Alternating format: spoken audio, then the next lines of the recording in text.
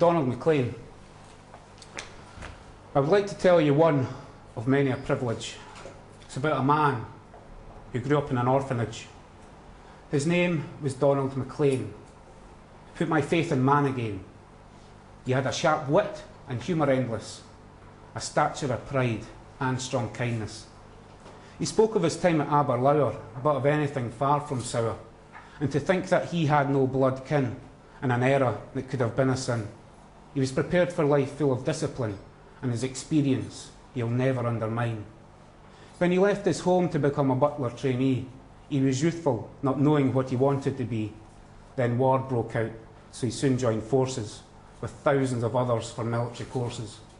The reasons back then that he fought and friends died were known to them all, which they courageously vied, fighting in foreign furrows where women wailed and cried, and politicians and generals could have blatantly lied.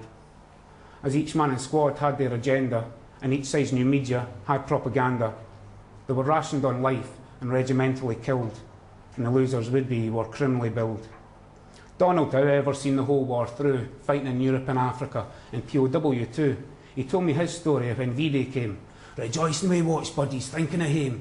The Jerrys didn't tell us in the camp. It was fair radio, we managed to vamp.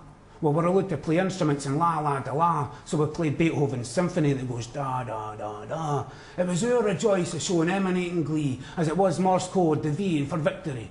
We marched around the camp, waiting for freedom, even hugging our foes, our new world kingdom. Donald remained in the army, wanting to be a piper. He admits his failings, becoming band major. He married Maid Margaret and had a son, travelled the world with his band and gun, filling his head and heart with stories of fun, and embracing success in all that he done. I met Donald in his retired old age, and I can't simplify him with just an adage. What I saw of him made me deeply think that you can survive without blood link, but the person next to you is a comrade, and should you fall, they'll come to your aid.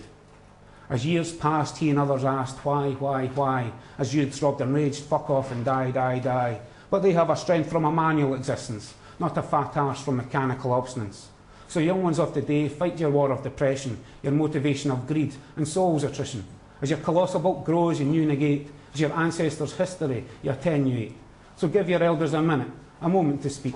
Listen, don't selfishly turn giving them cheap, as they have a knowledge of plenty in store that you can use and keep forevermore. Respect and honour dwindles with them.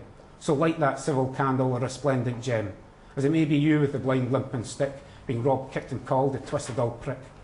I didn't mean to start this ode to attack, and if I've offended youth I'll take it back. But it seems to be the way life wars on, much the same as before, just a different war zone. The message initially for this rhyme is I said to Donald Mclean one time, I want to write, paint and draw. I want to speak about what you saw. Then he said to me, don't worry about that, just when you go lad, haste ye back. But what he and they have done should never be forgot. Now they sell life's treasures for medicine's lot. And whatever ails or ills in this moment, I pray for their peace while I be silent. For now is precious, being called the present, and these kind thoughts are heavenly sent. So from now until time immemorial, I told you I'd make you and me immortal, as friendship and humour the world you infected, and in my credence I have reflected. Donald Mclean.